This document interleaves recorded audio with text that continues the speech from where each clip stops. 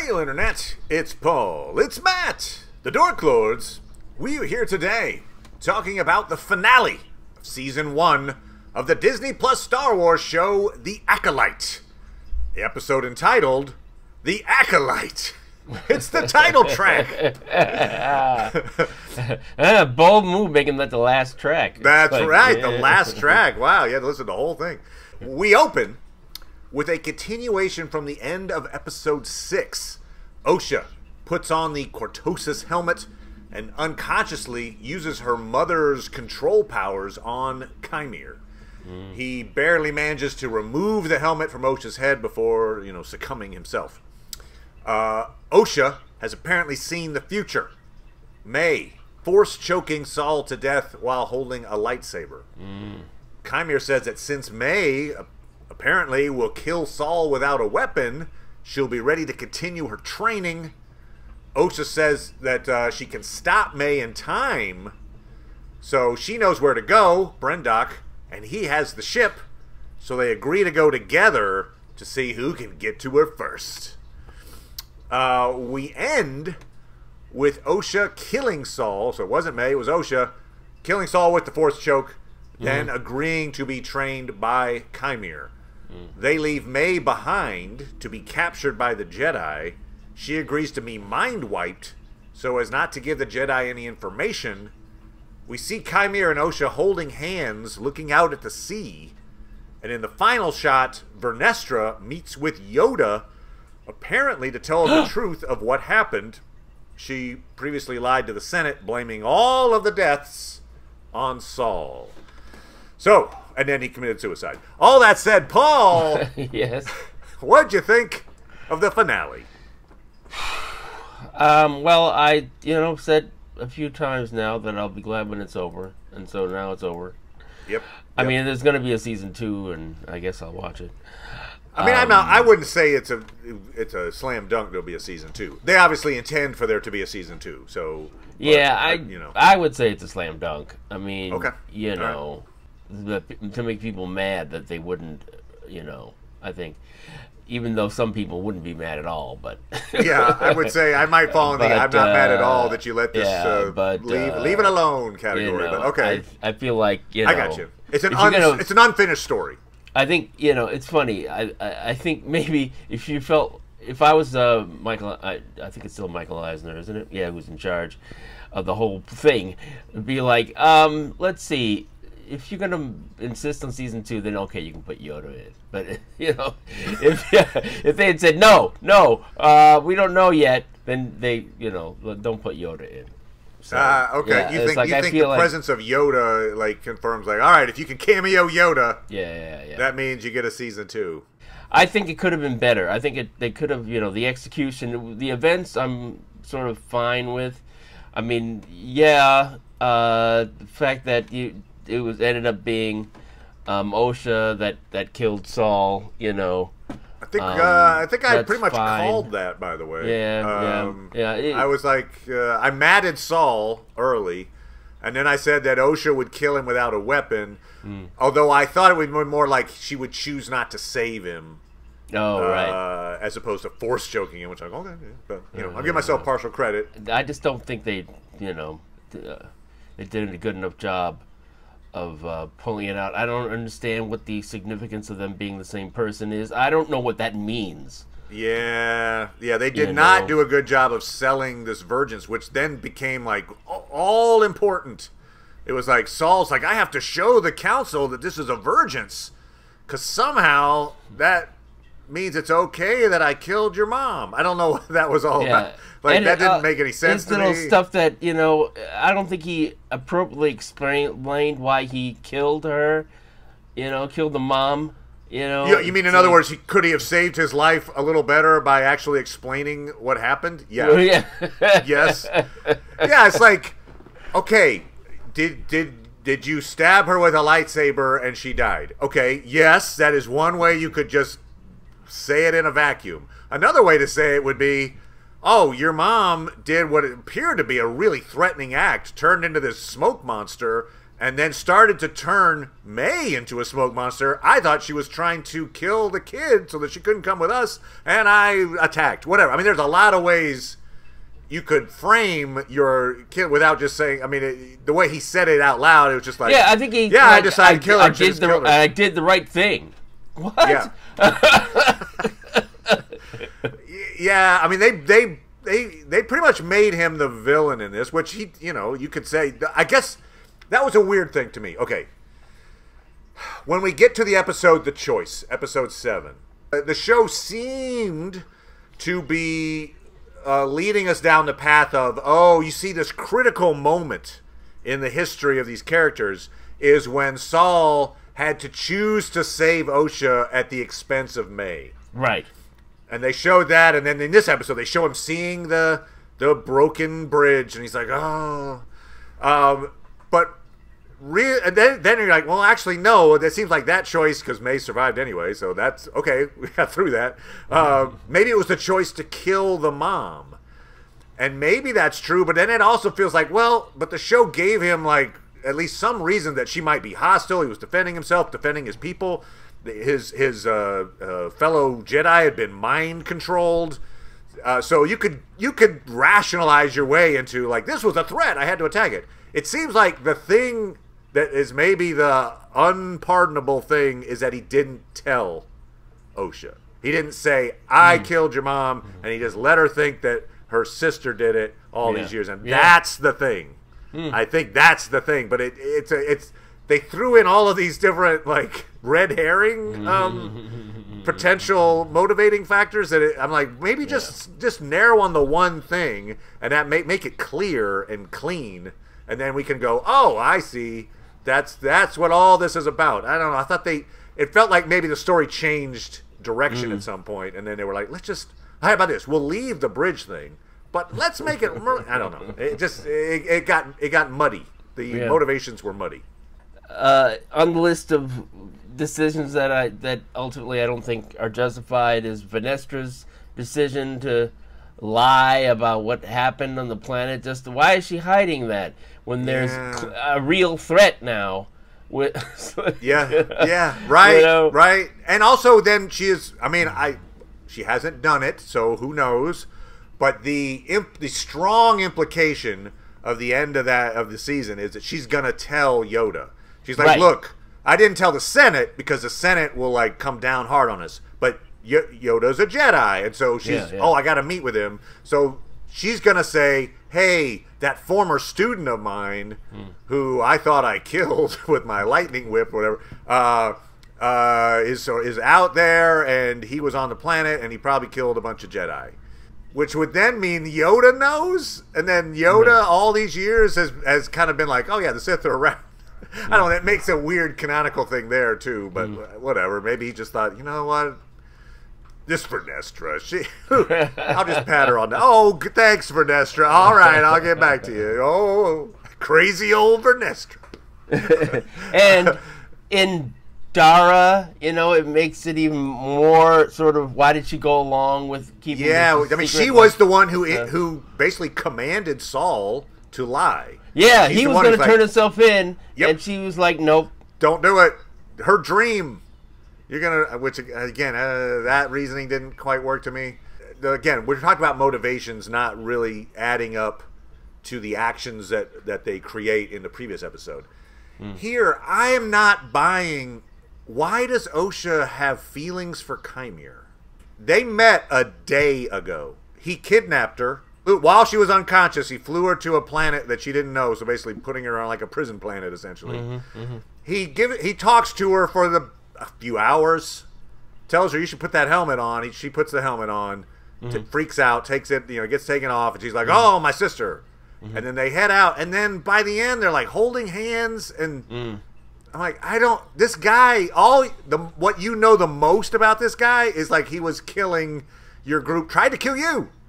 So like threw his lightsaber at you, and you had to dodge as the trees all fell down around you. And like he tried to kill your sister. Like, there's no reason. I could get the idea of you're like, oh, this guy's intriguing maybe, Maybe you're like, oh, I'll give them the benefit of the doubt. You're saying that you're seeing that as a romantic gesture? Yeah, I see it as like they're romantically linked. I think it's more like a sort of... They're holding hands, looking out at the sea? You were the ones who exposed that. You're right. You know, well, I mean, again, we've seen people at the end of a, you know, of an episode of Star Wars hold hands, like Luke and Leia, for instance.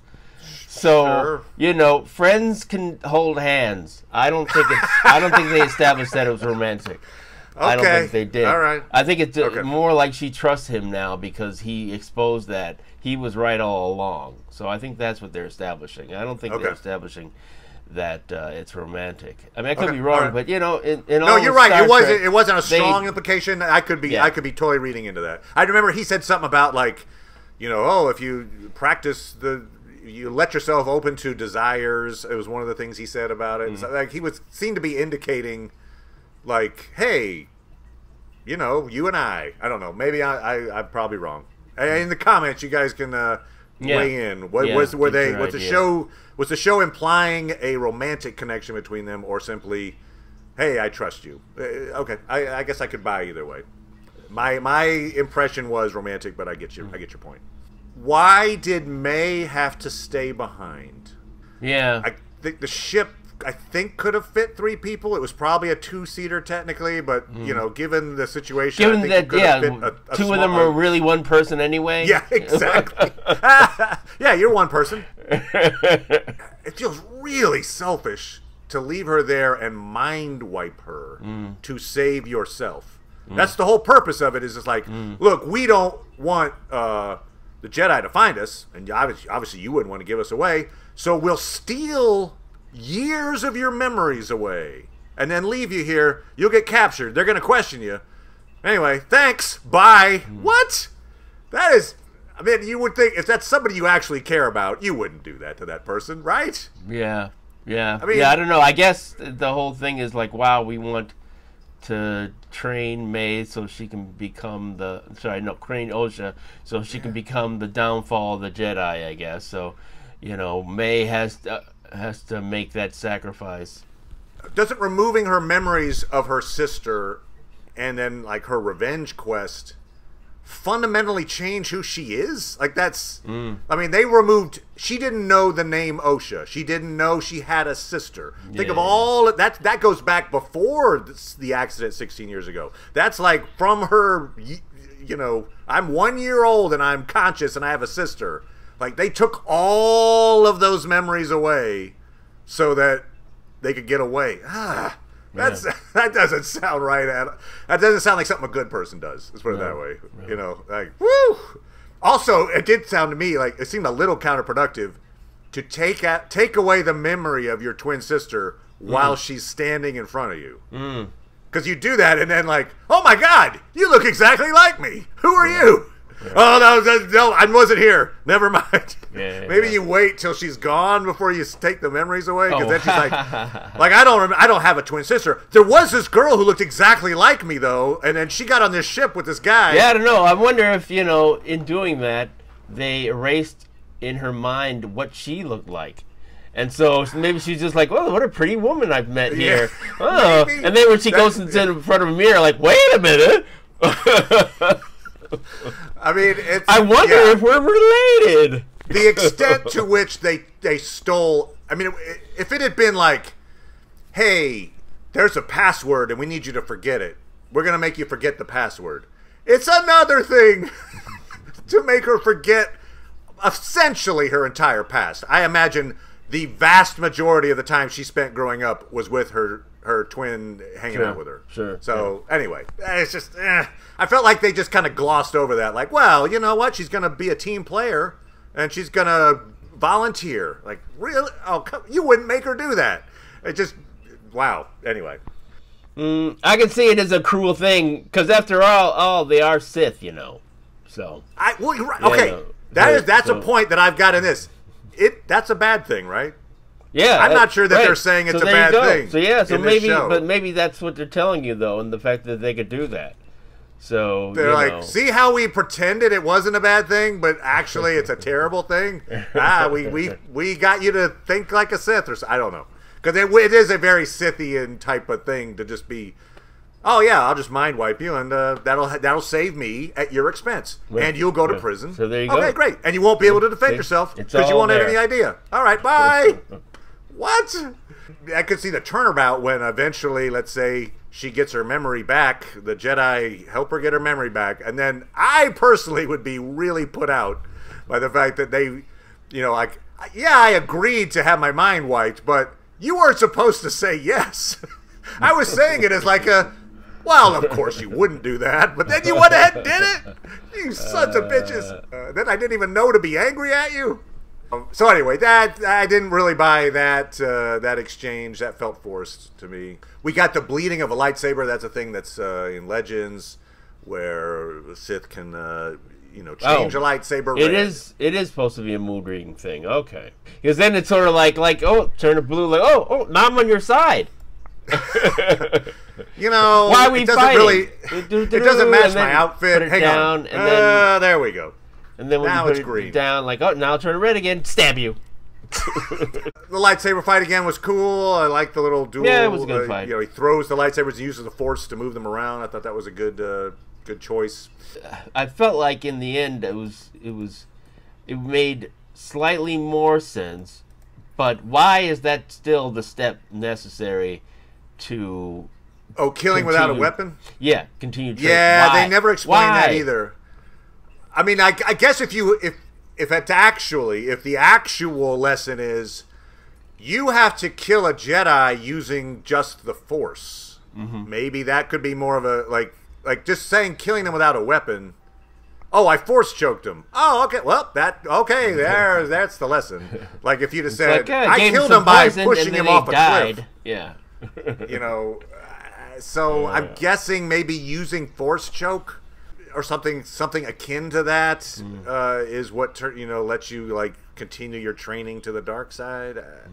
I think I see where they were going when they basically let Osha off the hook in terms of she's killing Saul, and in the middle of choking he's like, it's okay. Yeah. You can kill me, it's fine. Yeah. Like, okay. Like you could just say maybe I think it's more meaningful in this moment if he's fighting for his life and he can't. She kills him. It's like, whoa, look what I did. Instead, it's like I was gonna commit suicide. I was gonna pull a Torben. That's fine. Just kill me off. Put me out of my misery. I think though what they were going for is basically that he's forgiving her as she's killing him. So it's like oh, you're clearly mad. I don't hold this against you. You killing me. Yeah, because she's not forgiving him for killing her mom in this moment. So it's look, I'm going to make you feel terrible about this. I forgive you for killing me, for killing your mom. I wonder if they're setting it up for like it's Force Ghost next season. Yeah. Oh wow. I didn't think about that. You could bring Saul back as a Force Ghost. Yeah. Yes. Yeah. He should have done this. I was gonna let her go. Yeah. I'm gonna make you feel terrible about this. Yeah. Like this episode, we've already talked about some things that I didn't agree with. Like the mind wiping and how that works, and then the relationship between Chimere and Osha. But I do feel like this was not the worst episode of the season. No. It was, it was probably in the upper half of the episodes. It was fine. Maybe 6.5. I'll go 6 on this. Oh, interesting. I do feel like the high point of the episode, the big dramatic beat, is killing Saul. And then the aftermath of like, all right, I'm going with Chimere now. Right. I've, turned to the dark side, essentially. I personally was very bored with the rest of the episode. After that last 10 minutes or so, after Saul died, like, the twins, Chimere, Vernestra, all those conversations are they're delivered with a similar kind of low energy, semi-whispered, I want to say it's like they're talking in a library. And it was just, to me, it was like maddeningly tedious. It just felt like you could give me the script and I could read it and then I could get the information out of it. I needed more on the screen for me personally. So I think like maybe they should have tailored it more to end like within a minute or two of Saul dying. Saul dies. Let's wrap this up. You can imagine those what plays afterwards being more dramatic. Yeah, I mean, that could have been more dramatic, yes, but I'm just saying maybe... They would have, if they'd focused on those scenes and finding the drama in there, then maybe it wouldn't have felt so... okay, yes, that could have been an execution that would have worked, yes. I'm just saying maybe you've already got a high point to end on. Find a way to quickly wrap it up to like lead into a season 2 and move on. I think people might have been... I mean, I think they were answering questions, and they probably needed to answer those questions. Okay. Before a season 2, especially if we don't get a season 2. Yeah. They had to do that. Otherwise, then it's like really cheese people off. Well, at least we gave him Yoda for that little bit. That's right. Now, okay, so obviously Vernestra knows the truth.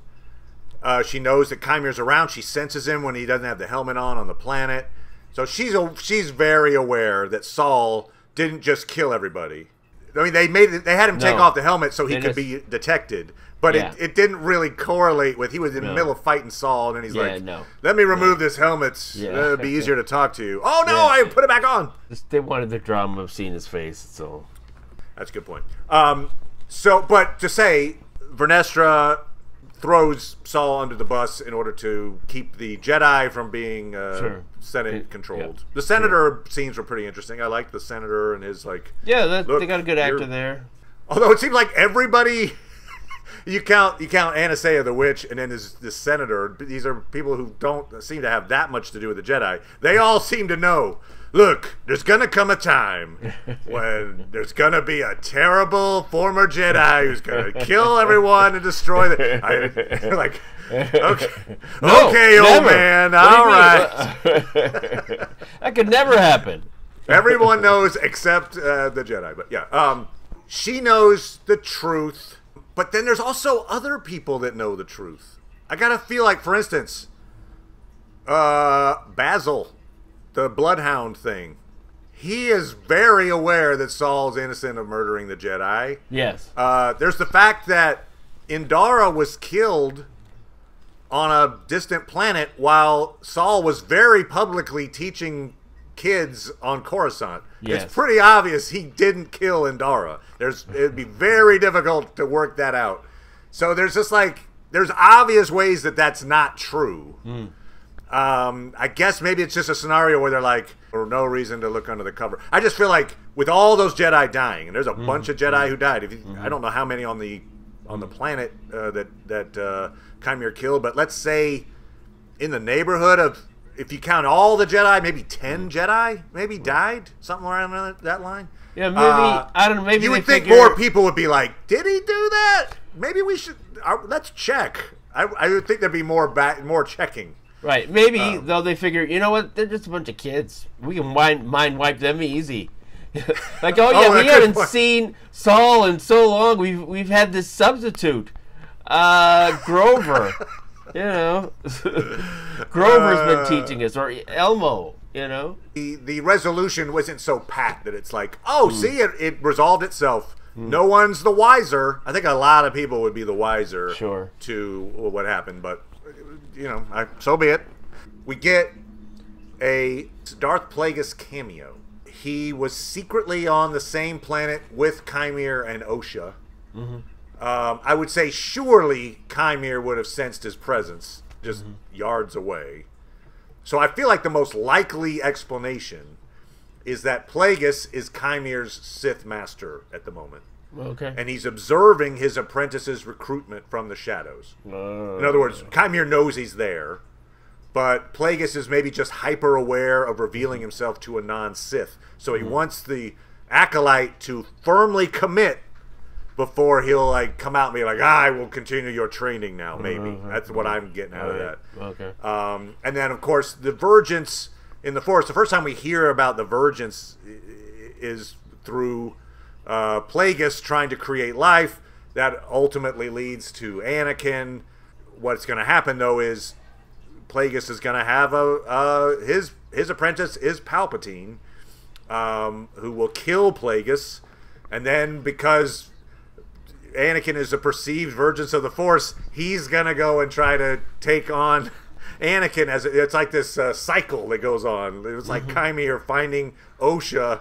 She's part of a virgins. Anyway, so it's like, I guess, I mean, but that's all that to say, that's very bad news for Chimere and Osha.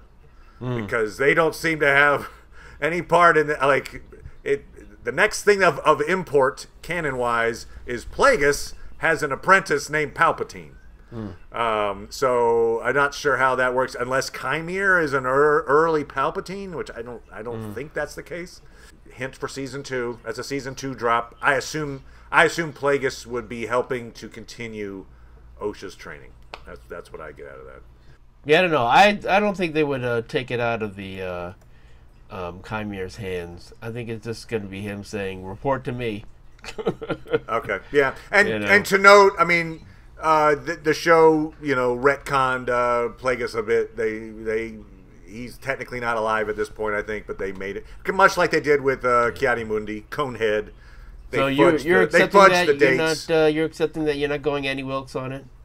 He's not cocky duty alive. Yeah, I'm okay with them fudging the numbers there. That's fine. But I'm interested to see if they intended to have him as more than just a cameo. Like, and then we never see him again. It's just like, he was there. He was somehow on the cave, and then they left him, and then, like, I assume he's a part of the story. That would be pretty terrible if he wasn't. Oh, I was so frustrated when, before, it's like, okay, you take the helmet off way back at the beginning of the show, this episode. Okay. And it's like, oh, I gotta go over here, and let's go together. And it's like, why? Why are you just accepting that? What the hell? It's like, oh god. Yeah, again, that had to do with their relationship. Like, why would you like? I intend to go and basically corrupt your sister and have her. Let's go together. I will save her. Yeah, let's go together. Yeah. It's like what? Yeah. What? Yeah. Right. It's like do the work. So that you can express these things and have it be believable, even if they happen. It's like, I mean, what was their conversation on the way to the planet as they're in this ship? Yeah. I'm gonna save her. I'm gonna corrupt her. Well, not if I get to her first. Well, you shut up. Where are we going again? I'm not telling you. Oh, I'm gonna have a snack. I don't know. What? Yeah. So I mean, it's unfortunate that I was listening to a discussion about where they are now, and it took a while for them to a discussion about basically where Star Wars is now. And it took a while for them to sort of acknowledge, for my taste, that Ender people felt is good, and so that could be conceivably something that they could sell to other to Netflix, for instance, or whatever, to show and get people interested in something. Like, show the first season and then like show the second season on Disney Plus, so you can you can get more subscribers that way or whatever. I got you. But a number of the other shows, it's sort of it's like so frustrating. We will be back talking about House of the Dragon, and we're getting near to the conclusion of season 2 of the Lazarus Project. So come on back for all of that, and of course. In the not too distant future, we've got Deadpool 3 coming out, which is getting a lot of advanced hype. And the last trailer looked really, really good. I have to say. Yeah. So kudos to that. All right. Well, thank you, Paul. Appreciate it, good sir. No problem. And we'll talk to everybody next time. Bye. Bye.